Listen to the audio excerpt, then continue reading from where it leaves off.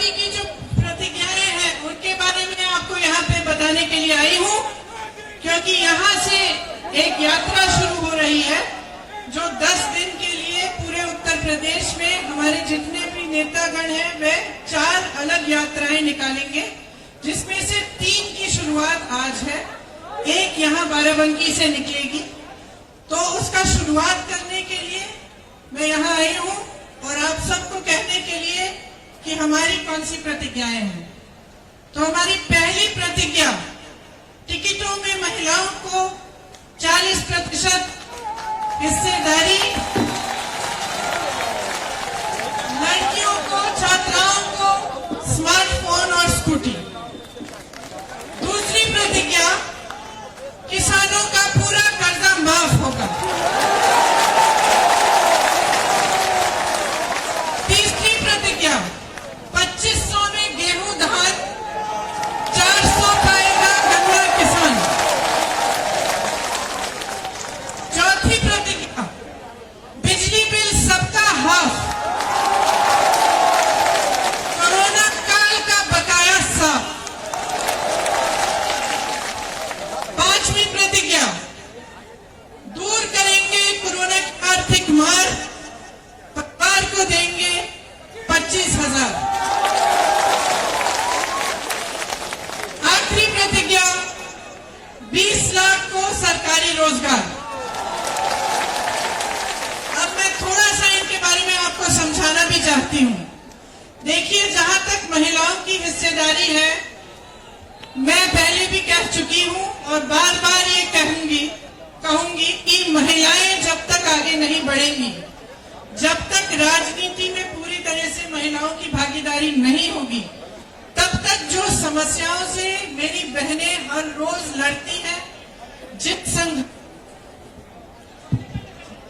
जिन संघर्षों का सामना करती हैं, जिन परिस्थितियों से निकलकर लड़कर आगे बढ़ती हैं, वे समस्याएं हम कभी दूर नहीं कर पाएंगे। तो मेरा आग्रह है सब महिलाओं से, मेरी बहनों से, आगे बढ़िए, राजनीति में आइए। इस चुनाव में कांग्रेस पार्टी 40% टिकट देकर चाहती है कि आप आगे बढ़ के अपनी लड़ाई खुद लड़ें और आप सक्षम बने। महिलाओं के लिए हम एक अलग घोषणा पत्र जारी करेंगे, वो कुछ एक हफ्ते के करीब में निकलेगा। उसमें महिलाओं के लिए जो अलग अलग हमने घोषणाएं करनी है वो सारी उसमें होंगी। उसमें से सिर्फ एक घोषणा ये है कि जो 12वीं पास लड़कियां हैं उन सबको स्मार्टफोन दिया जाएगा अगर हमारी सरकार आएगी, और जो स्नातक पास है उनको ई स्कूटी दी जाएगी। अब कोई कह सकता है कि एक तोहफा है, वोट चाहिए इसलिए दे रहे हैं, लेकिन ये बिल्कुल गलत बात है। ये तोहफा नहीं है, ये एक माध्यम है, एक जरिया है जिससे आप सशक्त बन सकती हैं। आज जो स्मार्टफोन है उसके जरिए महिला अपनी सुरक्षा करती है, और जो ई स्कूटी है, जो छात्राएं हैं जो पढ़ रही हैं, जिनकी पढ़ाई हो गई है, जो नौकरी के लिए जाना पड़ता है, उनको इससे उनको बहुत सुविधा होगी। तो ये एक पहली प्रतिज्ञा है, लेकिन जो महिलाओं के लिए बाकी प्रतिज्ञाएं हैं वो सब हमारे घोषणा पत्र में, जो हम एक हफ्ते में जारी करेंगे, उसमें होंगे। किसान आज बहुत ही त्रस्त है। आप सबने देखा होगा कि किस तरह से खेरी में मोदी जी के मंत्रालय के एक मंत्री के बेटे ने एकदम क्रूरता से गाड़ी चलाकर 6 किसानों को मार डाला। ये एक ऐसा हादसा है जिससे पूरे देश को समझ में आ रहा है कि इस सरकार ने किसानों को कितनी अहमियत दी है।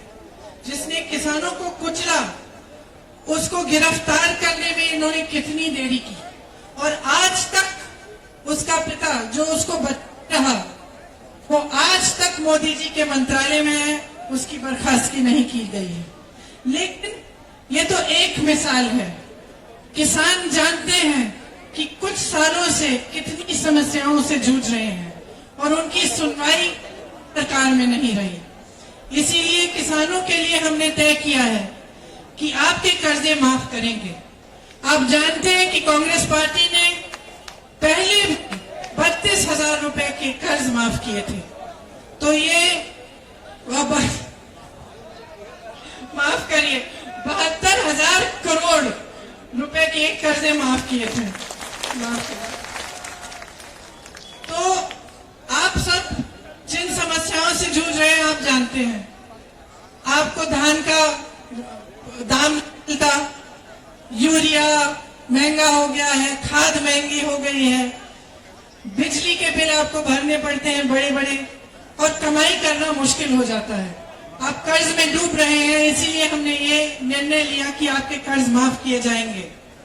इसके साथ साथ जिस तरह से छत्तीसगढ़ में हमारी सरकार 2500 में धान खरीद रही है, उस तरह से हम यहाँ भी 2500 में गेहूं धान खरीदेंगे और 400 का गन्ना का आपको दाम मिलेगा।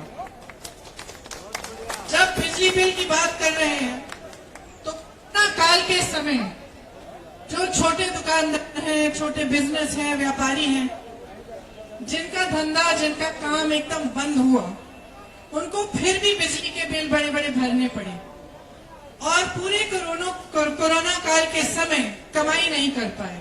इसीलिए हमने ये निर्णय लिया है कि कोरोना काल के समय जो आपने बिजली के बिल भरे उनको हम माफ कर देंगे। सबका बिजली बिल हाफ भी होगा।